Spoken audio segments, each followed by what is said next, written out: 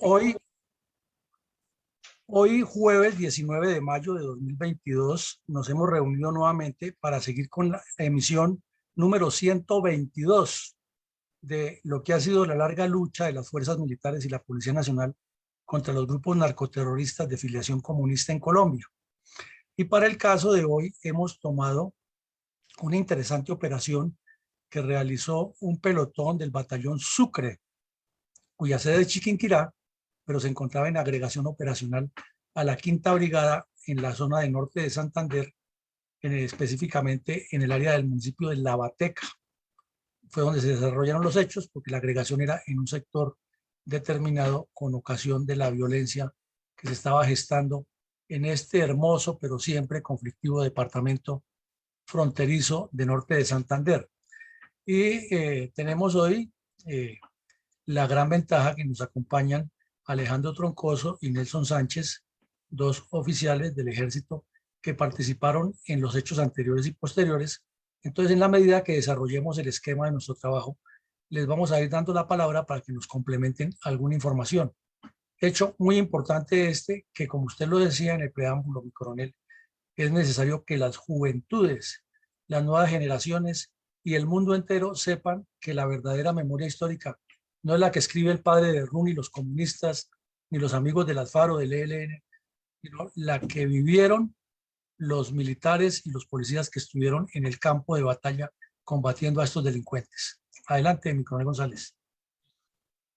Mi coronel, con base en la prolongada historia de la violencia comunista contra Colombia, ¿cuál es la importancia estratégica del municipio de Lavateca, en norte de Santander?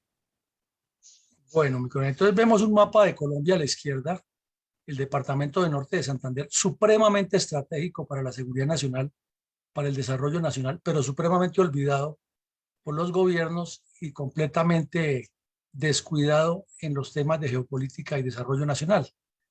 Vemos que está ya limitando con una buena parte de la zona quebrada, boscosa, semiselvática, con indígenas. Tiene muchas características este departamento y además una riqueza petrolera en cierto sector. Pero no se le ha dado la importancia por parte de los gobiernos y son comunidades que todavía en pleno siglo XXI están demasiadamente atrasadas. Este municipio, como lo vemos ya en el mapa más grande de lo que es únicamente el departamento de norte de Santander, queda en el centro sur del departamento y ocupa una posición, como se nota en el mapa, supremamente estratégica para que lo que se mueva desde Colombia hacia Venezuela con las guerrillas y el narcotráfico, o lo que se mueva desde Venezuela hacia Colombia con las guerrillas y el narcotráfico es muy importante. De igual manera, lo que se mueva desde Santander y norte de Santander hacia Arauca y Boyacá, que son los departamentos que quedan ahí pegados, también está a muy corta distancia y está ubicado sobre las estribaciones de la cordillera oriental, que pone límites en zonas bastante difíciles de geografía complicada entre Colombia y Venezuela. Y en el mapa de la derecha vemos que al lado de oriental de Lavateca está el municipio de Toledo, que limita directamente con Venezuela y que ha tenido una larga historia de conflictividad. Que al sur tiene al municipio de Chitagá, que también ha tenido historia larga de conflictos y de enfrentamientos. Pero no muy lejos de Lavateca, está la ciudad de Pamplona, que es una ciudad muy importante en el nororiente del país, una ciudad por excelencia de estudios académicos y con una buena universidad y buenos colegios de secundaria. Inclusive muchos años la historia de todas estas regiones era enviar los hijos a estudiar en los internados de Pamplona por la calidad educativa que había. También queda no muy lejos del municipio de Mutiscua, que ha sido famoso, y hacia el norte limita con Herrán, o no limita, sino está cerca a Pamplonita y a Herrán y Ragombalia. Ragombalia tiene como historia que allí nació el presidente Ramón González Valencia, y por eso se llama Ramón González y Valia de Valencia. Esa es la historia. Entonces vemos en síntesis, para no alargarles, porque ahora los invitados van a hablar un poco, esa es la característica geopolítica de esta región. Mi coronel, ¿cuáles son las características geopolíticas del municipio de La Bateca, en el norte de Santander, y en particular la vereda de San Francisco, donde ocurrieron los hechos relacionados con el enfrentamiento armado entre las tropas del batallón Sucre y los bandoleros del ELN, el 25 de mayo del 91? Bueno, mi coronel, ya van a ser 31 años la próxima semana de estos hechos. Y aquí vemos una foto aérea del municipio, igual que lo que hemos analizado en todas las poblaciones que quedan en los piedemontes cordilleranos colombianos, construidas en la pata de un cerro o en la base de un cerro, cerros que inclusive el hombre los ha deforestado y ha producido un deterioro ambiental, muchos pliegues, muchas quebradas. En época de lluvia se pone bastante riesgoso y por su ubicación geográfica es un municipio que está en riesgo. Puede que el riesgo no sea 1A, pero es riesgo por lo que queda a la orilla de un cerro, pero es la característica de todos los poblados colombianos. Aquí vemos otra toma distinta que lo toman desde otro ángulo y se ve que una avalancha que viniera desde esta parte podría afectar muchísimo el municipio. Y vemos que normalmente el clima hacia la cordillera es con el cielo tapado, difícil el apoyo aéreo en caso de operaciones, solo hay que esperar a que el sol se porte bien y muy quebrado el terreno apto para la guerra de guerrillas. Y en la parte inferior vemos que hay unas veredas, unos sectores del municipio que producen uno de los mejores cafés de Colombia. Es otra de las características de este sitio. Tiene muchísimas más, pero lo vemos ahí que es gente muy católica, muy campesina, eh, por la configuración del territorio y por la historia como se han formado, pues son campesinos casi todos, trabajadores, y como vemos la construcción del municipio, que esta foto es mucho más reciente de aquella época, siempre resalta lo más grande, la iglesia o el templo, la capilla, y las construcciones hechas de manera irregular, de 2, 3 pisos algunas, pero sin ninguna planificación urbana y con el riesgo por ser zona andina de los efectos que pueda producir un temblor o una inundación, pero es la característica y eso es lo que geopolíticamente tiene este municipio, eh, que como repetimos, su gran producción es agrícola y bueno, otras cosas que nos dirán ahora los invitados. Mi coronel, una pregunta. Ahí en la foto inferior izquierda se ve otro casco urbano. Por casualidad ese es el de Toledo. No estoy seguro, mi coronel, eso tocaría preguntarle ahorita a los invitados, pero está como muy cerca, no sé. Ya le pregunto. Correcto. No, ahora los que conocen el sitio exacto no lo dirán. Mi coronel, para mayo de 1991, cuando ocurrieron los hechos, Colombia vivía una situación muy tensa de violencia narcoguerrillera, materializada en la cuestionada gobernabilidad del presidente César Gaviria. La violencia de la coordinadora guerrillera exigía una reforma a la Constitución de 1886, sin aceptar que la constituyente estaba próxima a desarrollarse, complementada por la presión terrorista también de Pablo Escobar en las principales capitales. En este entorno tan desfavorable y en ese orden de ideas, ¿cuál es la importancia estratégica del enfrentamiento armado entre las tropas del batallón Sucre y los bandoleros de la cuadrilla Efraín Pavón del ELN? Bueno, mi coronel, entonces antes de darle respuesta a eso, aquí tenemos otro par de fotos, estas 4 fotos que nos presentan el área y ve lo difícil que es tanto para los campesinos vivir allá como para las tropas operar, porque es una zona muy lluviosa. La vemos que ahí están los campesinos con su famoso hule, que eso es de hace muchos años que lo utilizan, las botas de caucho, y se mojan y siguen trabajando y vuelven y se mojan. Eso es muy común. Pero vemos la dificultad de las vías que van hacia las veredas, que sufren muy fácilmente estos derrumbes, estos deslaves, estas afectaciones por la ola de lluvias o ola invernal. Vemos que es una zona, aquí lo vemos en la parte alta, demasiado tapada y muy propensa a las lluvias. Y aquí vemos con una carretera moderna que tiene unas gargantas profundas en el terreno. O sea que es un reto para la ingeniería y para la supervivencia de esos pueblos tener los puntos de paso o de unión en las carreteras.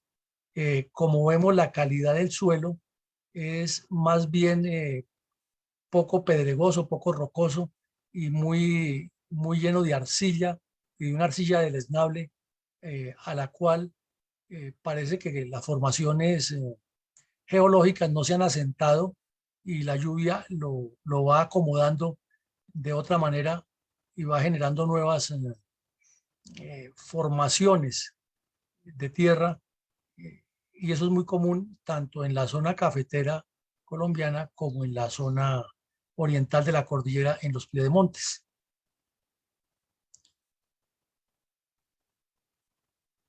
Luego, entonces, vamos a ver aquí qué era lo que pasaba en ese tiempo, porque es importante. Recordemos, usted lo decía, que para esos años la coordinadora guerrillera estaba presionando al gobierno nacional que el pacto que había hecho con el M-19 y con el EPL no les cuadraba y que había un nuevo EPL que estaba aliado con las FARC y el ELN en la coordinadora guerrillera y que había que entregarles el país a como diera lugar. Y para la época también tenían unos contactos muy amplios con el gobierno, el Partido Comunista Venezolano, que estaba intentando tomarse el poder en forma clandestina y planeaban un golpe de Estado encabezado por Hugo Chávez. Entonces ellos tenían el plan era que si Chávez subía al poder, inmediatamente les daba el estatus de beligerancia, lo reconocía como un ejército y comenzaba la Unión Bolivariana que Chávez siempre soñó de los tres países básicos, Ecuador, Colombia y Venezuela, para hacer un nuevo gobierno. Ese era pues el plan que tenían, de que lo cumplieran era muy difícil, pero era lo que estaban planeando. Entonces por eso habían desatado una ola de terror, primero en represalia por la Operación Colombia en Casaverde, que decían que Gaviria los había traicionado, le había prometido una cosa y les ha salido con otra.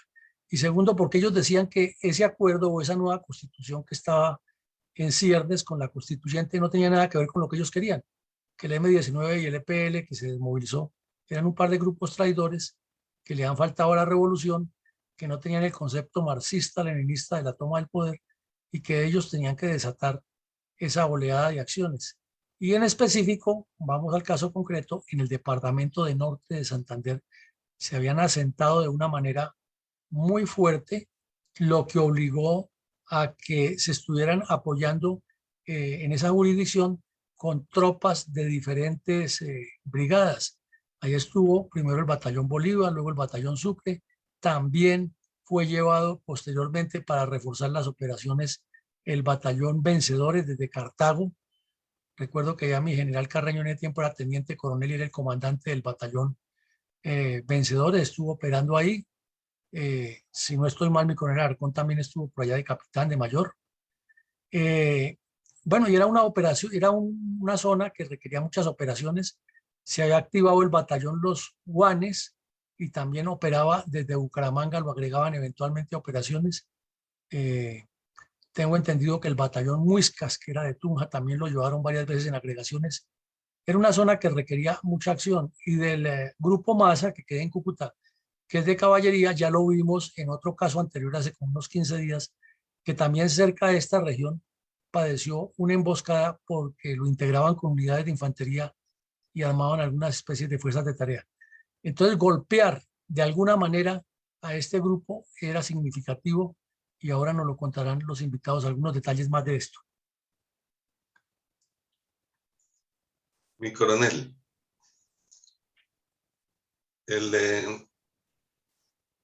¿cuál era la situación general de las guerrillas de las FARC en La Bateca, norte de Santander, en mayo del 91?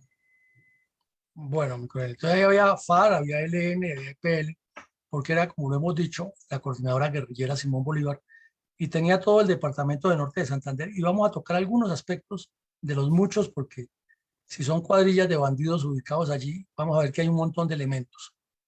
Uno, ya lo hemos analizado en anteriores emisiones, había contradicciones internas, habida cuenta que el ELN quería en esta región ser el más fuerte porque tienen un trabajo largo con comunidades eclesiales de base asentadas en Pamplona y el resto de la región, en la cuadrilla Efraín Pavón, y otras cuadrillas que estaban cerca, como la Claudia Escobar y Claudia Escobar Jerez, el Frente Oriental de Guerra, Nororiental de Guerra, que se mueve desde Bucaramanga y Barranca hacia la región, y el ELN venía considerando que su zona era muy importante por una incidencia grande en el Catatumbo.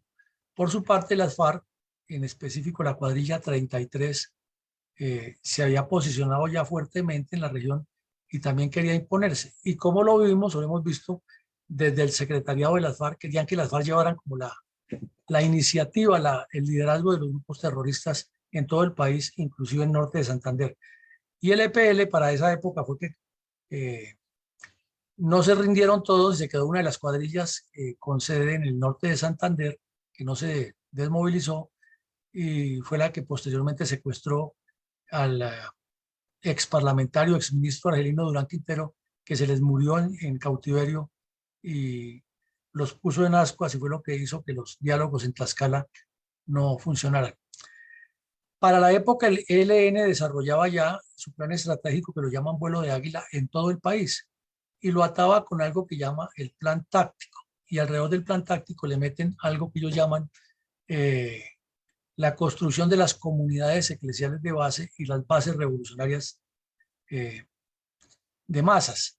Con esos dos grupos, ellos van construyendo una serie de procesos de organización dentro de la masa para hacer lo que llaman el poder popular, y le incluyen milicias bolivarianas, grupos de estudio y trabajo,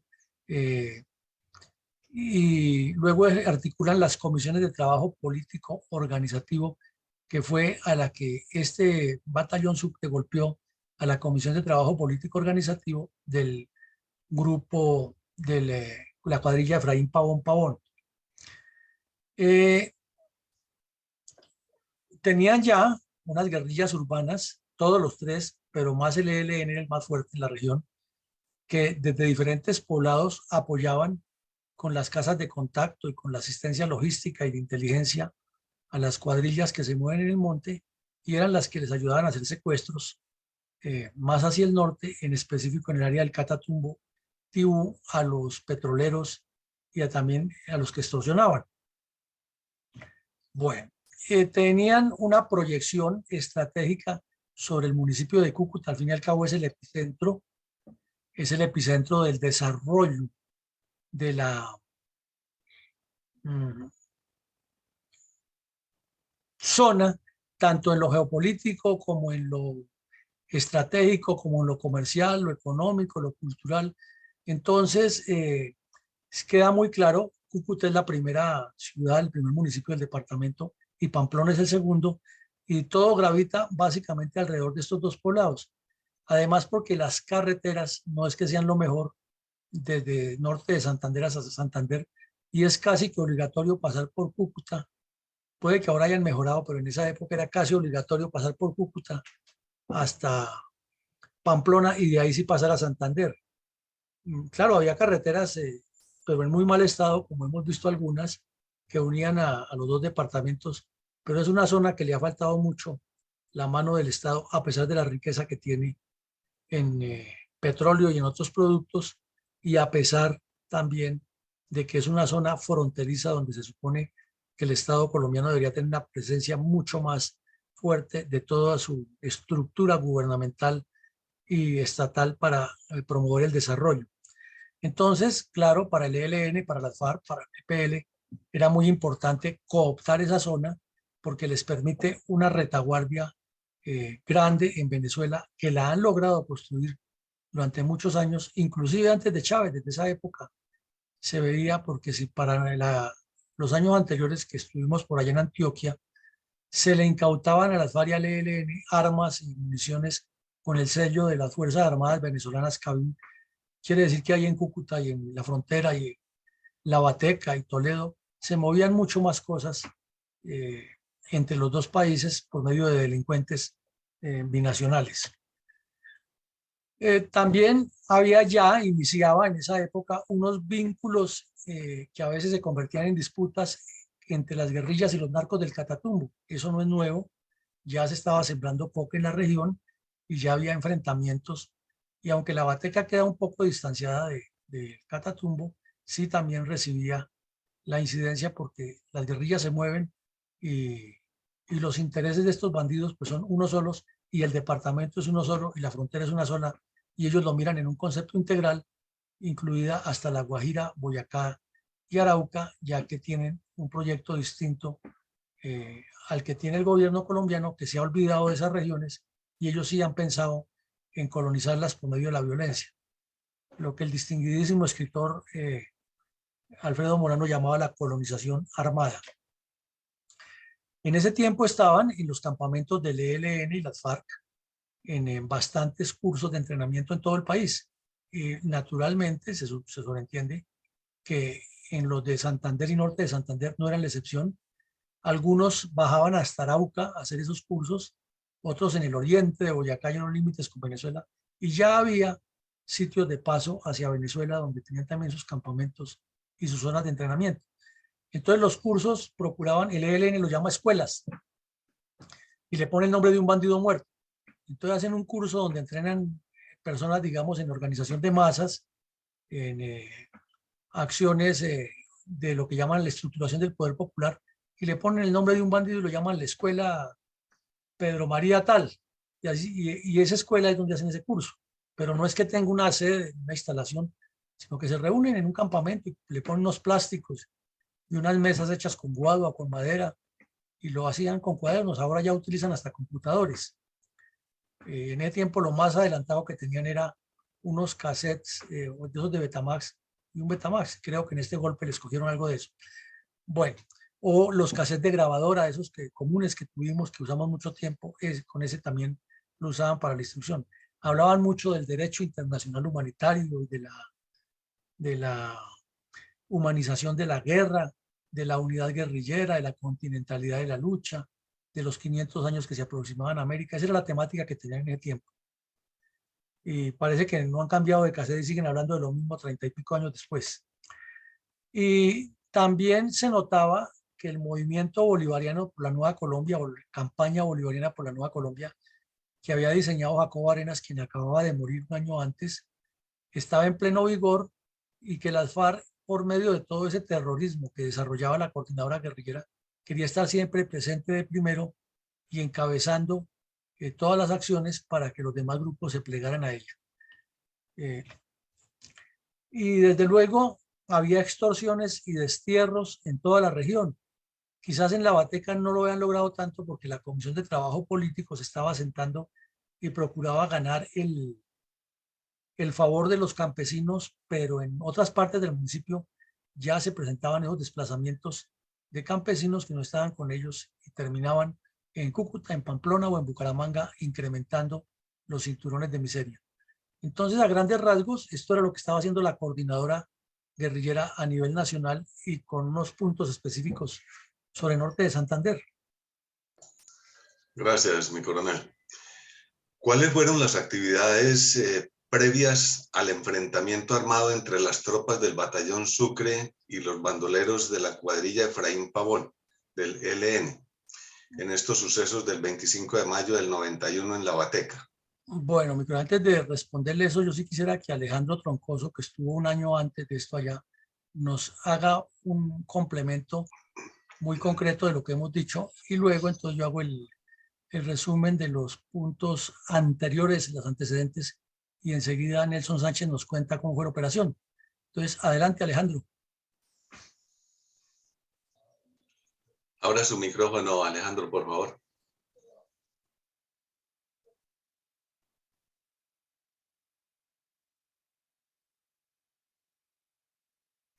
Alejandro, active su micrófono. ¿Me escucha, mi coronel? Sí, ya, correcto, Alejandro, fuerte y claro. Bueno, un saludo muy especial, mi coronel Villamarín, mi coronel Alarcón y mi compañero de lucha, Nelson. A ver, le cuento, yo llegué trasladado del batallón Juan Ambú al batallón Bolívar, que en ese momento se encontraba agregado al comando operativo número 8 de Arauca. Llegué en diciembre del año 90, a finales de diciembre, a la zona. Fui a recibir una patrulla en San Bernardo de Bata, que es el municipio que queda a unos 20 minutos, media hora de La Bateca. Zona general de la operación. Una zona, me encontré con una zona, como dice mi coronel Villamarín, una zona supremamente crítica, de difícil acceso en cuanto al terreno, de mucha influencia del ELN, muy protegida. ¿Por qué razón? Porque resulta que en la ruta de Pamplona, Cúcuta, Pamplona, La Bateca, eso es un corredor estratégico como entrada al Cañón del Duda. Prácticamente un paso obligado para entrar a esa región que limita con Venezuela, nuestro hermano país. Entonces, muy protegida, ¿por qué? Porque tiene su base de operaciones políticas, de abastecimientos, Cúcuta, ¿cierto? Campamento base del Comando General del ELN, que en ese tiempo era comandante Camilo, que es ahí en Cubará. Prácticamente el caballito de lucha del ELN ha sido la zona petrolera, los atentados y la presión al gobierno nacional. Pero la importancia de la región es que es una región que tiene unas trochas que comunican con Venezuela, que nunca han tenido presencia del gobierno. Y por ahí entran el armamento, las municiones, inclusive en ese tiempo ya me imagino también era un corredor para entrar la droga a Venezuela. ¿Me están escuchando? Sí, señor. Sí, perfecto, Alejandro. Ah, bueno, señor. Entonces, en esta época hay que pensar, porque hay muchos aspectos. Por decir, en la parte política, si vamos a la historia, en esos años, tanto en Santander como en Norte de Santander, el partido político reinante fue la UP, alcaldes y gobernadores. Eso para nosotros como militares es un contrapeso, yo diría que mucho más incidente que el de la misma confrontación armada. ¿Por qué razón? Porque tanto personeros como fiscales eran cuotas políticas, o sea, estamos hablando de la UP como un partido político de la subversión. FARC, ELN, EPL y demás. Eso no es un secreto, yo no entiendo por qué eso nunca se habla. Entonces, inclusive los medios, la voz proletaria, nos decía a nosotros y nos sacaba en las noticias que uno ni se da cuenta porque uno está en el monte. Por ejemplo, avisos, teniente Troncoso asesino de campesinos. Eso el ejército no tenía un mecanismo para atacar esas situaciones. Uno inocente de todo esto. Caíamos en manos de personeros, de fiscales en ese tiempo sin rostro, cuotas de la UP, brazo político de la guerrilla. No sé si mi coronel Villamarín está de acuerdo conmigo ahí en ese aspecto. No, eso es cierto, eso es cierto. La UP era un partido político que de cara al pueblo estaban desarmados y era el respaldo eran los bandidos obligando a los campesinos a votar por ellos. Es cierto, y eran quienes ponían, pues alcaldes y gobernadores ponían sus cuotas en las fiscalías, en los juzgados, en las personerías, todos esos son cuotas políticas. Bueno, entonces, como dice el cuento, nosotros luchábamos contra la corriente. Bueno, aparte de eso, en cuanto a la parte política, ¿cierto? Pues Venezuela, en cuanto a la parte de suministros, con todos sus apoyos de comida, ellos no necesitan del interior nada, todo les llegaba allá. El ELN reinante y golpeando cada vez que quería la infraestructura petrolera, con la complicidad en la época del sindicato Ecopetrol, que también lo tenían infiltrado. Como les contaba, yo estuve muy poquito tiempo. Yo llegué a finales de diciembre del 90, hice el empalme, no recuerdo, en el aeropuerto de Cúcuta con mi compañero Nelson, Tuvimos la oportunidad de algo muy importante, ahí le informé más o menos la situación del área, pero eso fue como en febrero, marzo. O sea, yo estuve enero, febrero, marzo. Allá tuve yo un enfrentamiento, salí herido, un suboficial, un soldado y un muerto, Dragoneante Pérez, en límites con Venezuela entre San Bernardo de Bata, en una vereda que se llama Ima.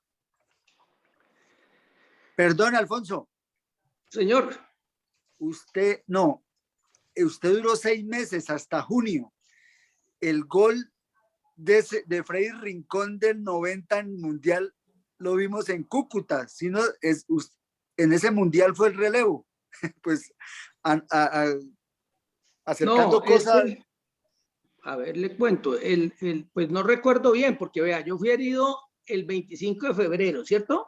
Por eso, y en junio del 90 fue que llegamos las tropas del Sucre y ustedes se embarcaron en los Hércules para Bogotá. Fue en junio del 90.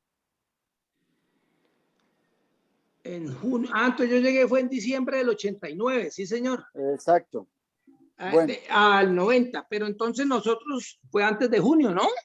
El desembarco, la entrega del área. Bueno, el caso es que ahí tuvimos la oportunidad de vernos como una hora por unos retrasos del avión, ¿no?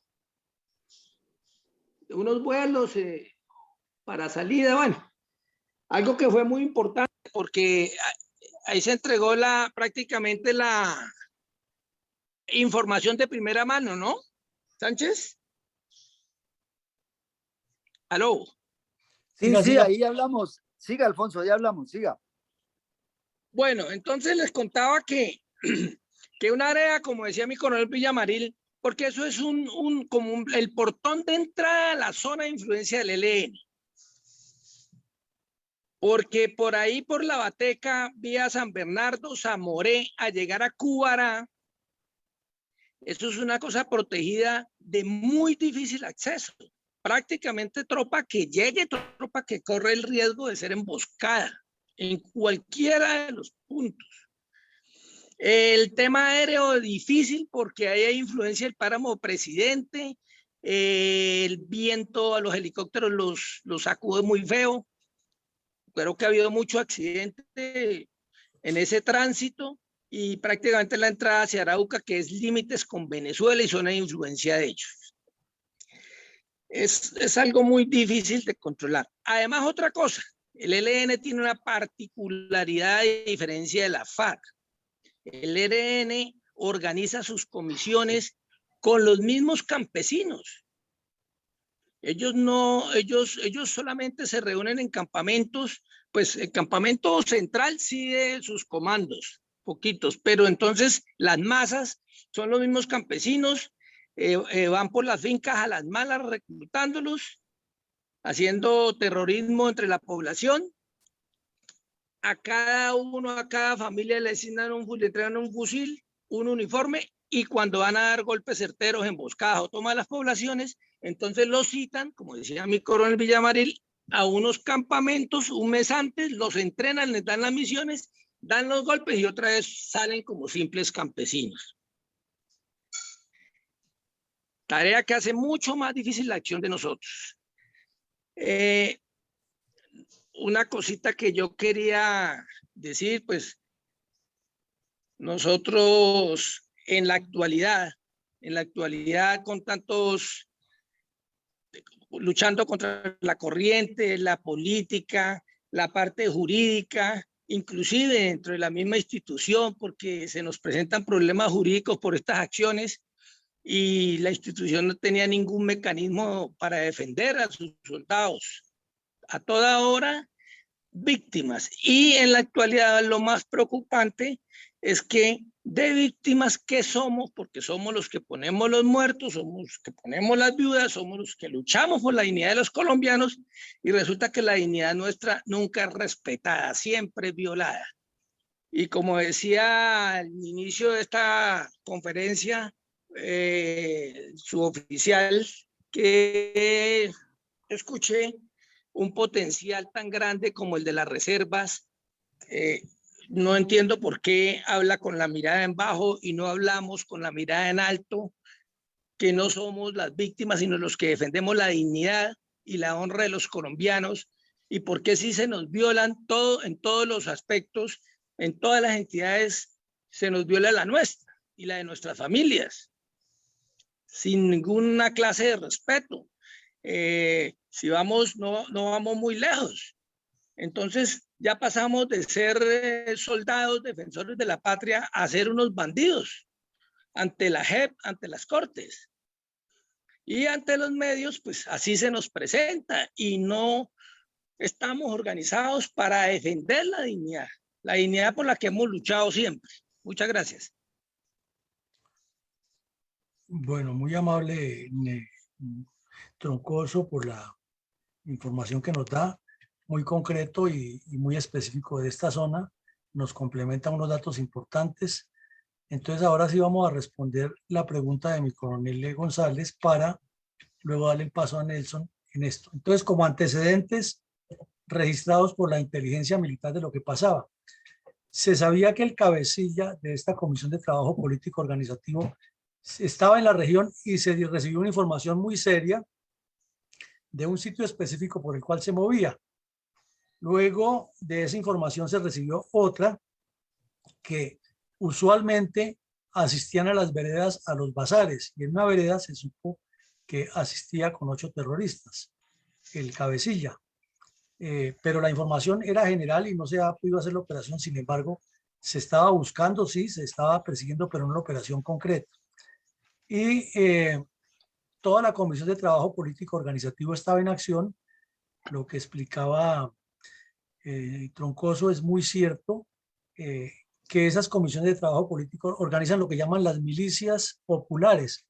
Y la función de la milicia es estar dentro de la masa creando poder popular, y el poder popular lo hacen por medio de los grupos de estudio y trabajo, que es reunir los campesinos, meterles mucha ideologización, y de vez en cuando aparece la escuadra militar, les da entrenamiento, y cuando van a dar algún golpe, una emboscada o alguna acción, los llaman, participan en la acción, pero luego regresan y siguen en su trabajo de formación de poder popular.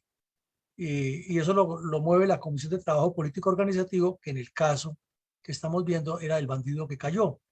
De esa manera se vuelven fuertes en la zona porque tienen un control geohumano, geográfico, geopolítico, y tienen unas redes de información muy amplias con unos sistemas rudimentarios pero muy efectivos para ellos, porque coordinan sus métodos de avisar cuando la tropa llega, o de reuniones para planear acciones, o de reuniones para hacer el trabajo de las comisiones eclesiales de base.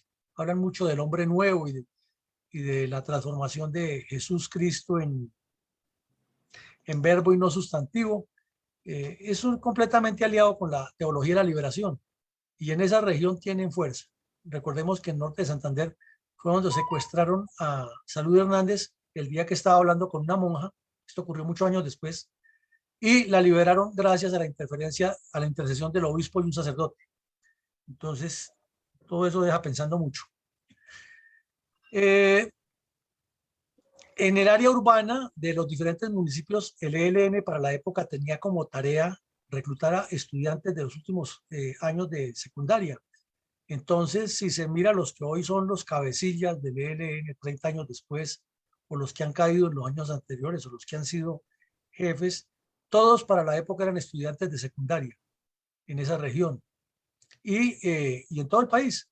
En Antioquia, en los INEM, Instituto, ¿cómo es? INEM, IDEM, como llaman en Antioquia los colegios de secundaria. Era una política reclutar estudiantes, y era en todo el país, lo hacían. Entonces buscaban la forma de acercarse a los campesinos y a los estudiantes, y los convencían y se iban. Muchos muchachos y muchachas se fueron para la guerrilla, muchos tuvieron hijos allá, y es una larga historia de los hijos expósitos que hay en el país, nacidos de ese fenómeno de reclutamiento de estudiantes por parte de la guerrilla del ELN en esa época. También había una información de la ubicación exacta de un bandolero herido que ha quedado herido en un combate anterior y se estaba trabajando sobre ese delincuente para buscar la información más completa de la presencia de los bandidos. Y desde luego, como lo explicaba Troncoso ahora, la intención del ELN era extorsionar las petroleras, sabotear la industria petrolera y tener una presión permanente para que los campesinos se identificaran con el tema de que los recursos naturales se deben quedar en Colombia y al oleoducto Caño Limón Coveñas, que viene desde Arauca y cruza por ahí, había que golpearlo permanentemente y ellos lo llamaban colocarle totes al tubo. Era la clave con la que se hablaban por radio.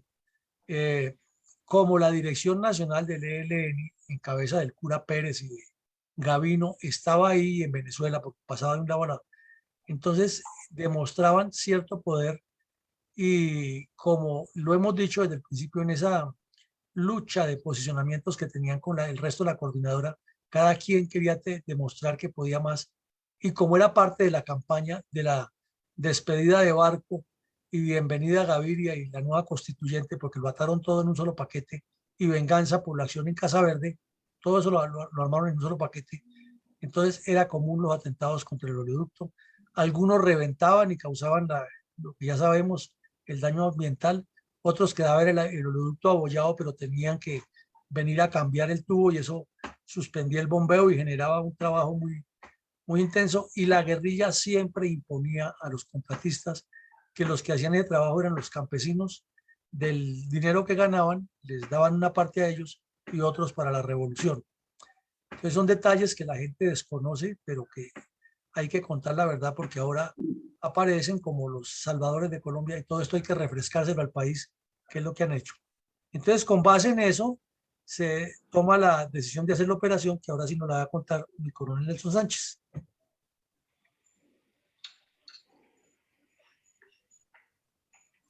Aló, mi coronel. Sí, señor, adelante.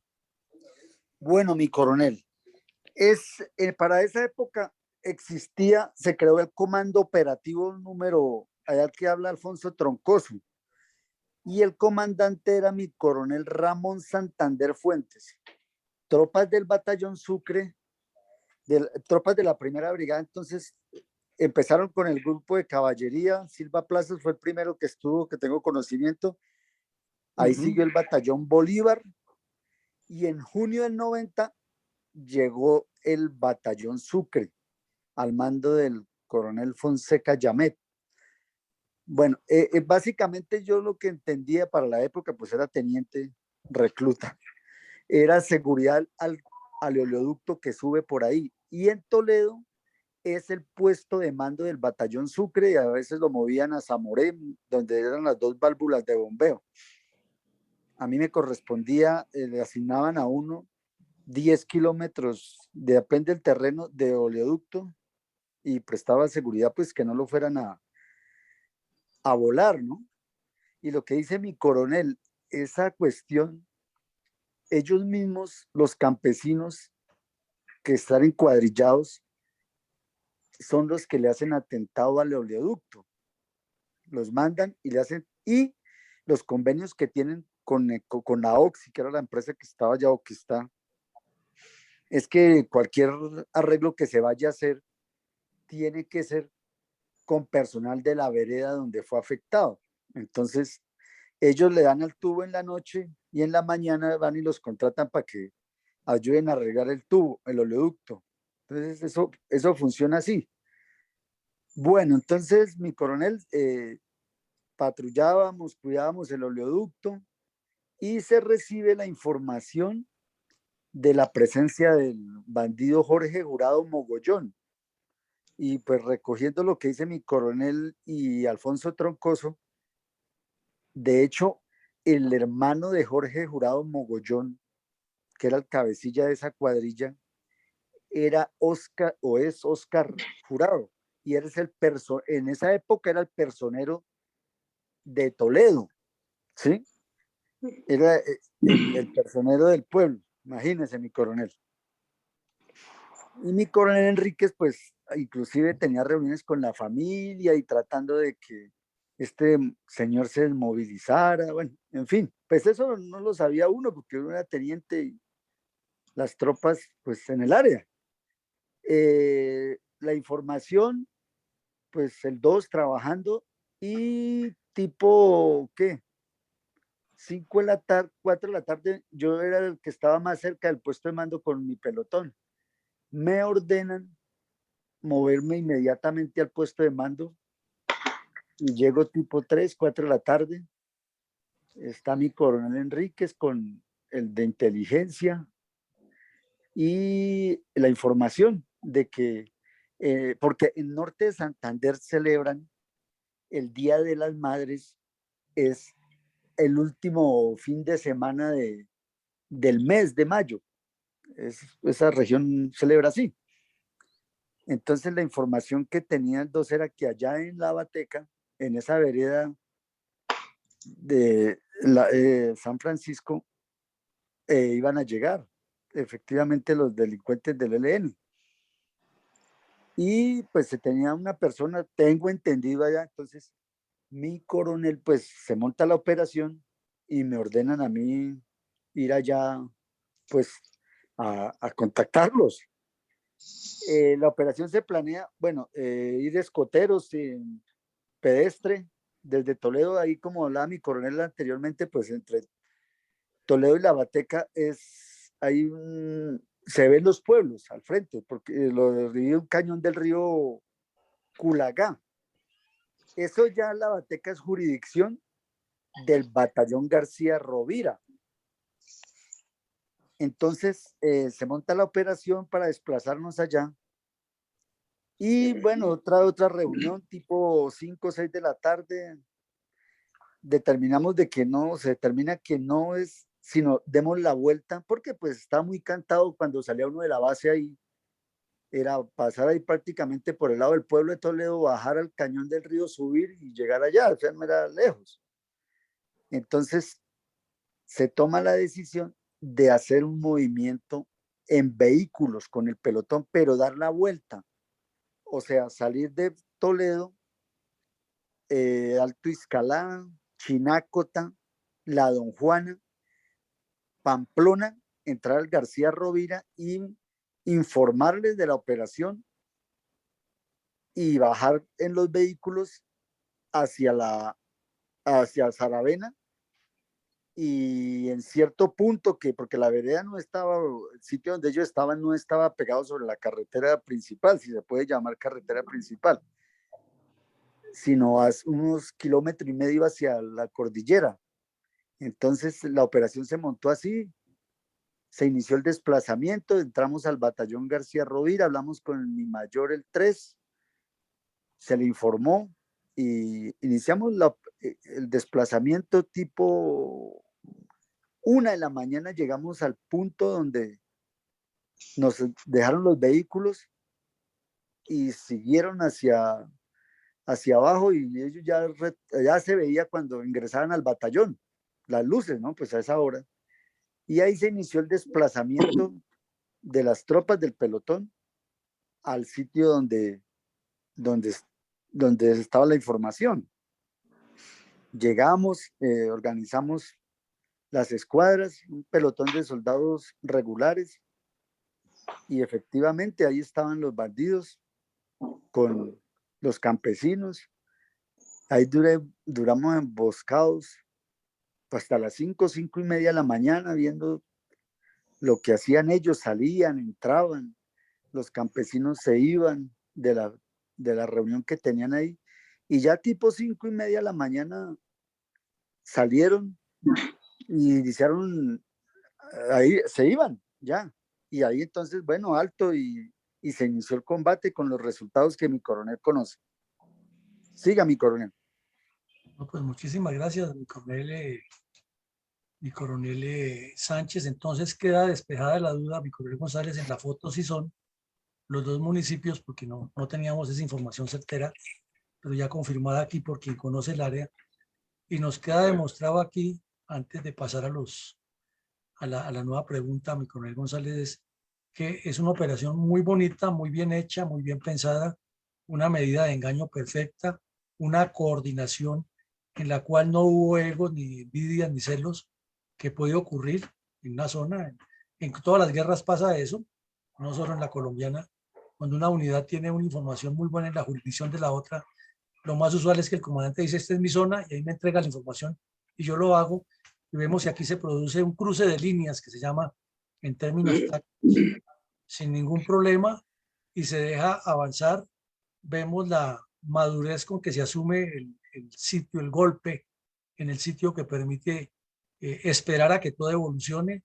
No se comete ninguna arbitrariedad contra la población civil, no se aceleran los hechos, sino que se permite que terminen su bazar, su fiesta en la que estaban, y cuando ya termina la actividad con los civiles, que tengo entendido los bandidos estaban reunidos o se reunieron en el sector de una cancha de fútbol o de microfútbol, ahí es cuando inicia el combate, sin afectar ni la escuela, ni los civiles, porque ya casi todos se han ido, y es interesante cómo ocurre.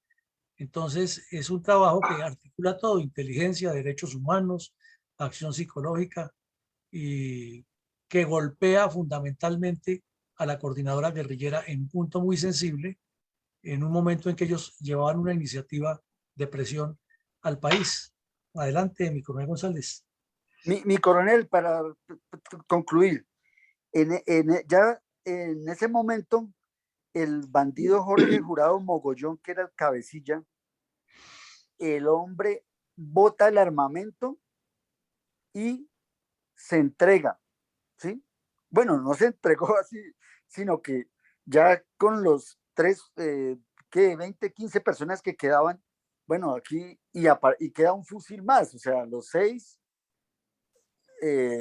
dados de baja, y va uno a contar, y son 7 fusiles. El tipo no peleó, entonces ya los campesinos en trabajo de inteligencia ahí, pues nos dicen quién es el que se desarmó, y pues la sorpresa era que pues el cabecilla, Jorge Jurado Mogollón. Ese tipo lo capturamos, lo llevamos a la base, cuando eso pues era así, funcionaba así. Estuvo detenido en la base como 15 días, allá subía el personero, que era el hermano, la mamá, a visitarlo. De ahí me tocó a mí personalmente, con un pelotón, llevarlo a Cúcuta, a la cárcel. Y ya se entregó allá. Y curiosamente, mi coronel, pues ya yo salí trasladado. Bueno, pues contando las cosas que le quedan a uno ahí. Entonces, mi general Murillo era el comandante del ejército. Entonces ordenaron que, eso fue la información, lo que me dijeron a mí, que salía trasladado porque me iba para el Sinaí. Bueno, y salí trasladado para los Muiscas, el batallón de contraguerrillas de la primera brigada, que curiosamente estaba agregado allá en Arauca, más abajito donde estábamos nosotros. Y allá llegué y me quedé esperando el traslado para el Sinaí, que nunca se dio. Y la medalla de orden público, que pues que cree uno que eso me tocó lucharla, mi coronel, 4 o 5 años siendo capitán en el batallón MAC. Por fin me la otorgaron, mi coronel. Y para rematar, mi coronel, en el año 2000, regreso yo a Cúbara como comandante del batallón de contraguerrillas número 53 de la Fuerza de Despliegue Rápido. Y don Jorge Jurado Mogollón ya estaba por fuera y me mandó una carta con unos soldados, unos tipos que estaban soldando en una base ahí que había de la Oxy, donde estaban explorando un pozo de petróleo. Me mandó una carta, por ahí la tengo, donde me saluda y me dice que nos volvemos a encontrar, y que en camino largo hay desquite, me dice en la carta, más o menos así. Y como a los 7 meses el tipo, con una granada de mano, se suicida. Esa es la información que tengo yo para terminar la historia, mi coronel. No, pues, muy completa, y nos da la pauta de lo que ha sido el largo conflicto, tantos detalles, y eso es muy bueno para la memoria que estamos haciendo. Adelante, mi coronel González. Gracias, mi coronel. ¿Cómo se cuantifican los resultados durante este enfrentamiento entre las tropas del batallón Sucre y los bandoleros de la cuadrilla Efraín Pavón en este mayo del 91? Bueno, mi coronel, entonces, como lo explicaba mi coronel Sánchez, hubo 6 bandoleros dados de baja ahí en el combate.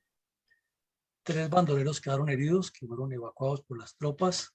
Se les dio la atención que correspondía y se les decomisó fusiles, municiones, material de intendencia, material de guerra, material de comunicaciones, con lo que se comunicaban ellos, y algunos documentos que fueron útiles para la inteligencia militar.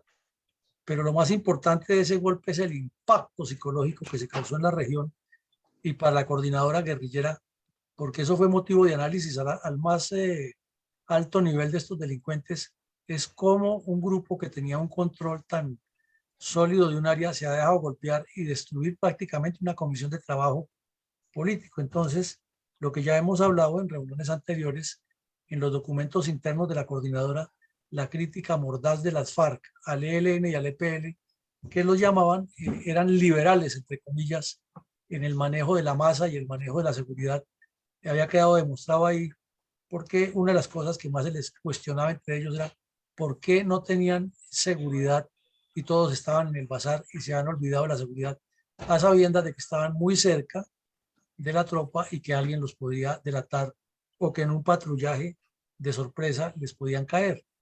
Entonces, eso causó mucho revuelo interno dentro de la coordinadora y para el ELN fue motivo hasta de comunicados por Radio Patria Libre alertando a las demás cuadrillas de que mantuvieran en alto el espíritu revolucionario y, como dicen las FARC, que no la colgaran, o sea, que no colgaran la seguridad, como las hamacas.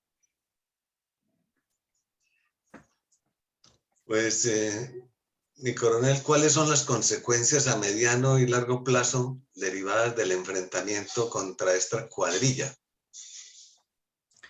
Entonces, en primera medida, mi coronel, fue un duro golpe, fue duro, como lo hemos mencionado, contra la campaña bolivariana para la Nueva Colombia, porque aunque no eran bandidos de las FARC, significaba un revés para las FARC, que quería coger el mando de todos los grupos EPL, ELN y lo del M-19, que no se desmovilizara, para manejar ellos el proceso de seguir presionando al gobierno con su tema de que de la constituyente no era como se estaba haciendo, sino como ellos querían, para forzar nuevamente a los diálogos, y todo eso les causaba choques internos. En segunda medida, una vez más quedó demostrada que la soberanía nacional está por encima de la debilidad presidencial, porque César Gaviria estaba obnubilado con lo de la séptima papeleta, la nueva constitución que iniciaba la constituyente a debatir, y no quería saber nada de operaciones, sino que en lo posible rápido se negociara con estos de la coordinadora también para que les saliera un bingo y una moñona en la constituyente, y él pasaba a la historia como el tipo que había desmovilizado todas las guerrillas. Pero el ejército estaba enfrentando la situación, estaba encarando las dificultades, tenía unos generales muy buenos en diferentes posiciones de mando que insistían en que la función del ejército era derrotar a los bandidos. El gobierno podía hablar todo lo que quisiera con la guerrilla, pero el ejército no iba a ceder en perseguirlos y combatirlos, y esta fue una demostración. De otra manera o de otra parte, fue una experiencia para que los ingenieros de Ecopetrol y los ingenieros de la región entendieran que la unidad de ellos debía ser articulada con las fuerzas militares y con la institucionalidad, y seguir siendo parte del problema, coadyuvando al desarrollo de las guerrillas, tapándoles cosas y prestándose para tantas situaciones que se presentan de amedrentamiento y de coacción que la hacen en esa zona.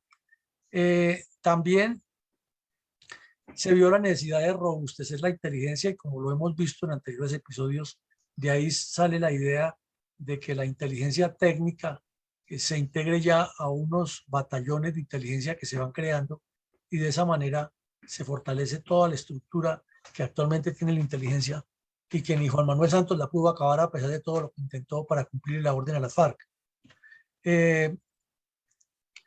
Se hizo un conocimiento muy amplio del área base de estos grupos delictivos, de los 6 comisiones que tenía las FARC regadas, pero también de las comisiones del ELN, que eran los que mayor presión ejercían, y del EPL, que tenía su sector hacia el Catatumbo.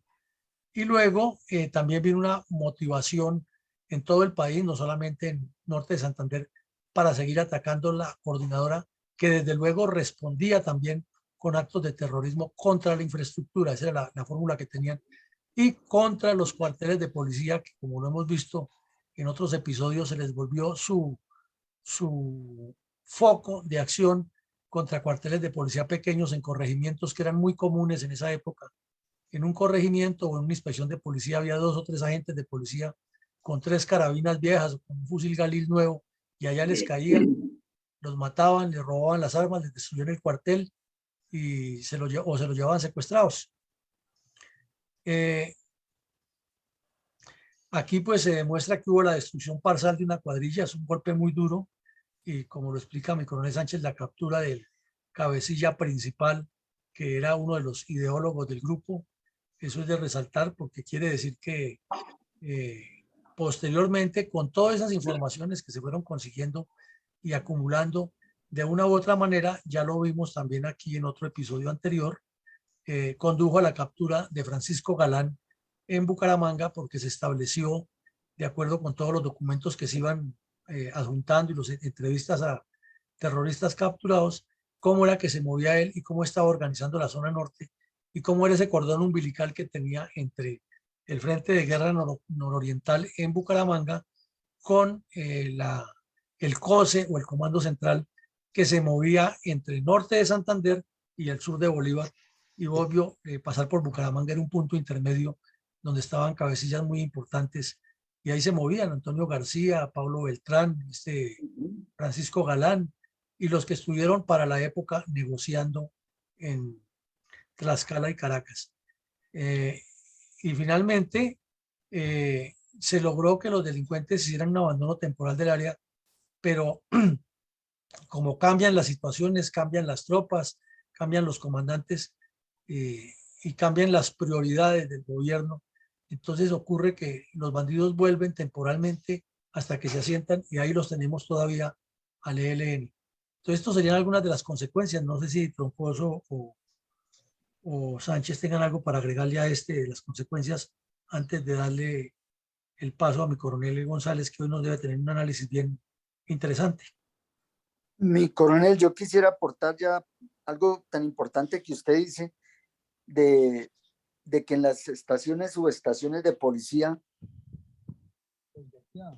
pero también hay que ver la negligencia del Estado en el mando. O sea, encontraba uno, no sé ahora, un dragoneante de la policía, o sea, una persona sin una preparación, sin un compromiso, no hay oficiales, no hay suboficiales.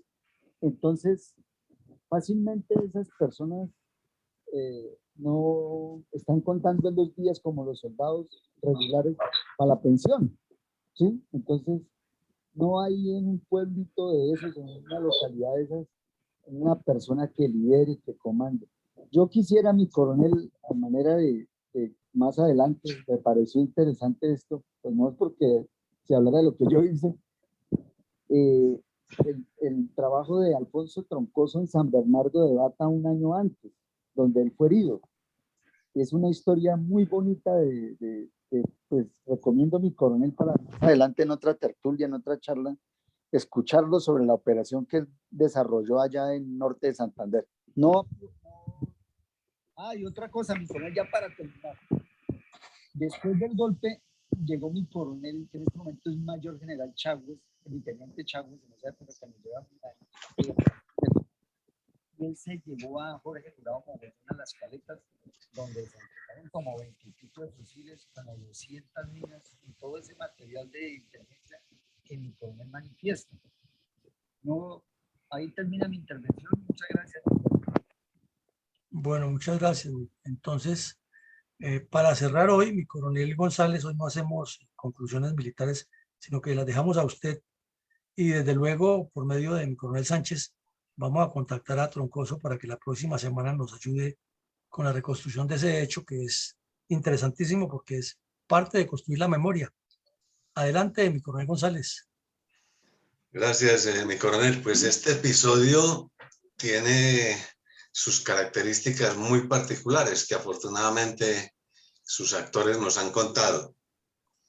Como es el caso, por ejemplo, del triste final del terrorista Jurado, que es un caso emblemático para que los terroristas que se unen a estos grupos tan criminales se den cuenta de que eso no es una vida que se deba vivir, que se deba soportar, que la población tiene que rechazar ese tipo de criminalidad, porque terminan, por ejemplo, en conflictos psicológicos o psiquiátricos tan violentos dentro de la persona que llegan hasta el suicidio.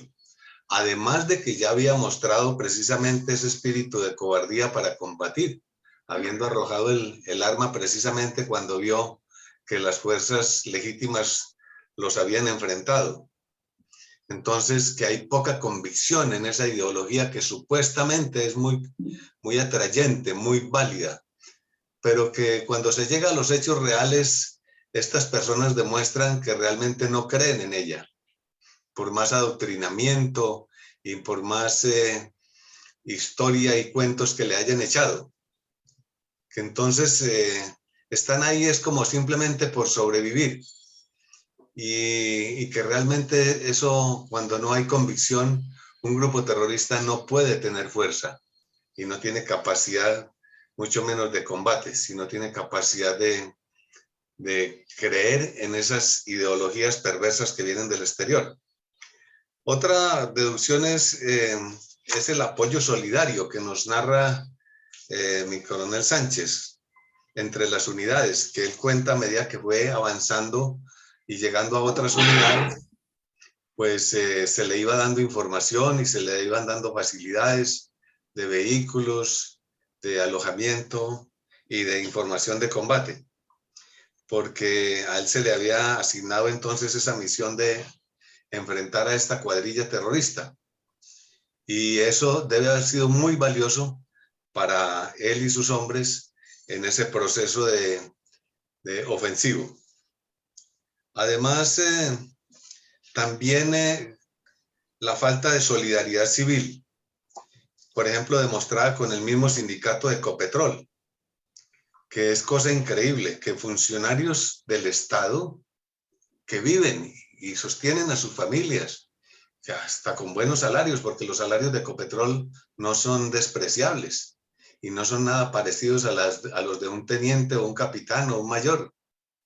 Y sin embargo traicionan a la nación, ese sindicato traiciona a la nación, precisamente al pueblo que le da esas facilidades y esa calidad de vida, ayudando al terrorismo. Entonces es cosa increíble, cosa singular, como dice el verso, de que el civil en Colombia hace la guerra. Y al mismo tiempo piden la seguridad de las Fuerzas Armadas. Entonces ese es el engaño, el eterno engaño y la eterna mentira de la teoría marxista, de la que supuestamente es una cultura social válida. Cosa que también se veía, que ya lo hemos narrado aquí, precisamente en el oriente antioqueño, donde los directivos de Isagen, que a los cuales se les cuidaba la infraestructura eléctrica de las represas y de las generadoras, de las hidroeléctricas, y lógicamente a su personal, especialmente los directivos, se mostraban antipáticos y negacionistas a colaborar con las tropas, hasta el punto de hacerle demostraciones de indiferencia despreciable, como la de, por ejemplo, disfrutar de cómodos campamentos donde tenían diversión, buena comida, alojamiento, mientras las tropas ahí por fuerita, no, tenían supuestamente que estar en el monte, allá en la selva, sufriendo lluvia y humedad e incomodidades, y nada de disfrutar de esas facilidades que en muchas ocasiones eran campamentos que ya habían dejado, ya habían terminado su obra, y esos campamentos sobraban y no tenían ni siquiera la delicadeza de ofrecerle esas facilidades campamentarias a las tropas. Entonces aquí se puede ver de que es que el Ejército Nacional tiene que luchar contra muchos factores materiales, psicológicos, sociales, políticos, ideológicos, que afortunadamente ha logrado sostener durante 200 años, y por eso todavía somos república. Y si no, esta nación sería simplemente un pueblo tan despreciable como cualquier tribu primitiva por allá de una selva o amazónica o africana. Muchas gracias, mi coronel. Bueno, mi coronel González, muchísimas gracias por su comentario. Complementando esto, no sé si Nelson y Alfonso tengan algún otro detalle para cerrar, algún complemento de lo que hemos dicho de esta operación.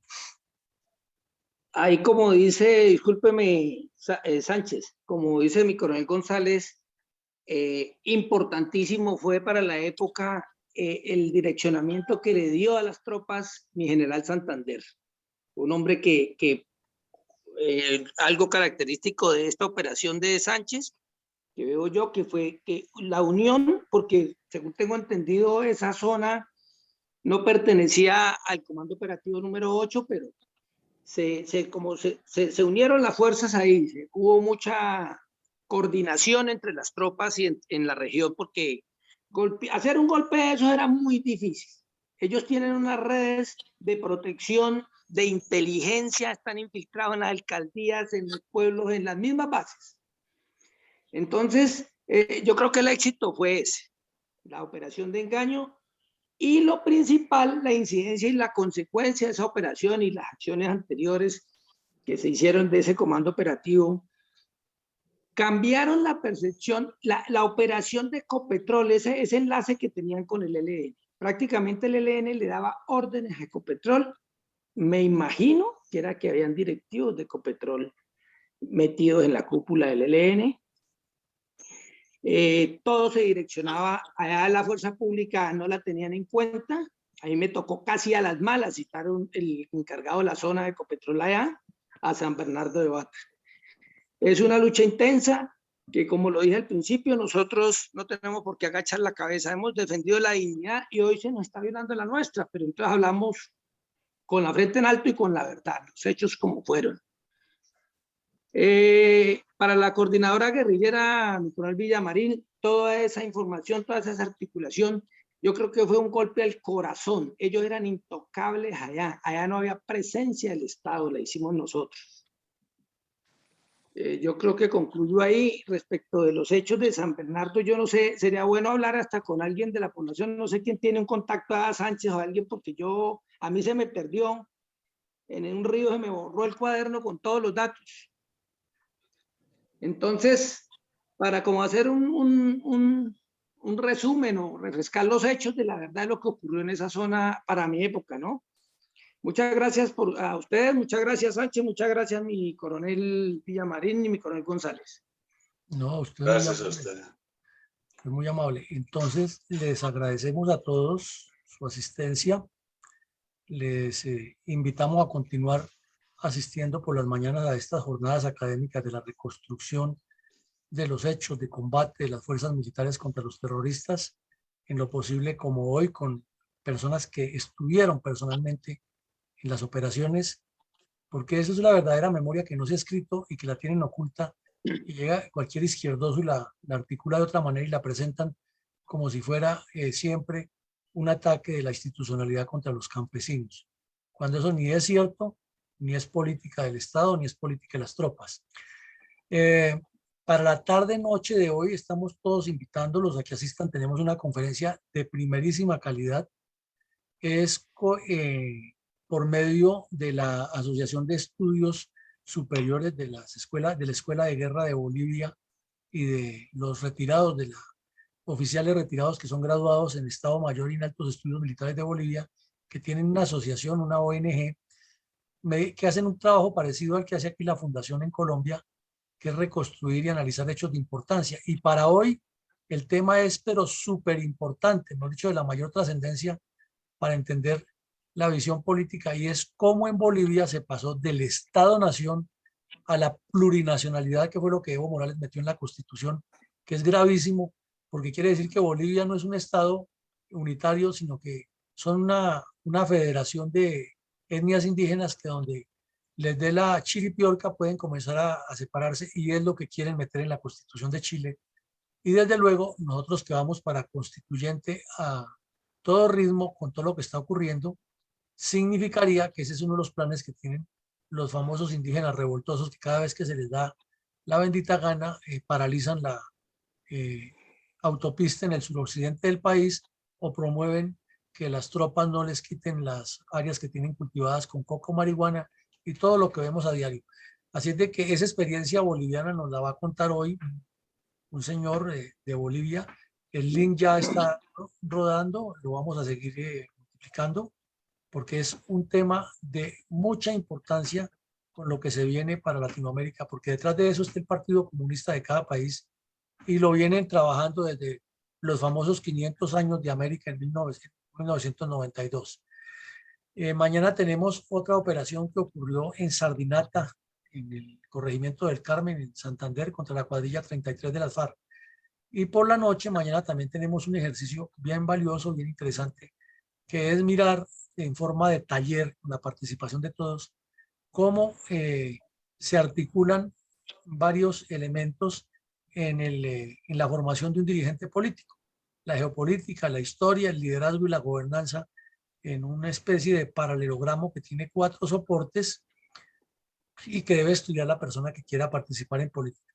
Y a eso es que invitamos siempre a todos los oyentes a que vengan primero a formarse como estadistas, y ahí sí hablar de formar partidos políticos y de nombrar candidatos, porque ya serán personas que están estructuradas. Pues les agradecemos a todos su asistencia y los invitamos a consumir un buen café Don Manolo, el mejor café de Colombia, orgánico, elaborado en forma casi artesanal en Dos Quebradas, Risaralda. Página web www.cafedonmanolo.com. Ahí pueden hacer sus pedidos y es un café de altísima calidad, además que estamos apoyando a la empresa colombiana. Pues un feliz día para todos y que Dios nos siga bendiciendo. Amén. Gracias, Nicolás. Ya, gracias.